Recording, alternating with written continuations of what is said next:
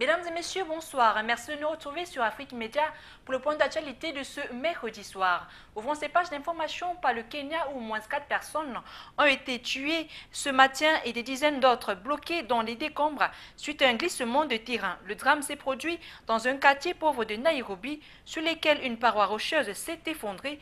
L'éboulement de terrain a été causé par des pluies torrentielles et ont frappé la ville dans la nuit. En Somalie, au moins 4 personnes ont été tuées dans l'attentat suicide perpétré mercredi au théâtre national de Mogadiscio. C'est ce qui ressort du nouveau bilan officiel. Le président du comité olympique somalien et le président de la fédération somalienne de football sont morts dans le dit complot suicide. 4 ou 5 blessés sont dans un état critique. Au Mali, les rebelles Touaregs et groupes armés islamistes ont perpétré de graves violations des droits de l'homme. Une dénonciation faite ce mercredi par la junte militaire au pouvoir à Bamako. Elle a dénoncé en particulier des cas d'enlèvement et de viol des femmes et filles par les hommes armés. Les rebelles Touaregs contrôlent depuis samedi la ville de Gao, dans le sud du pays où l'Union européenne a appelé à un cessez-le-feu immédiat.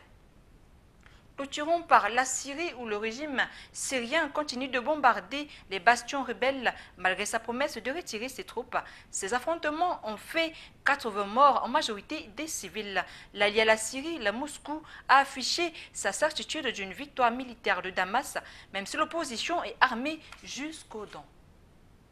C'est ici que s'achève ce point de l'actualité sur Afrique Média, télévision panafricaine. L'information se poursuit sur notre site internet www.afriquemedia.tv. À demain.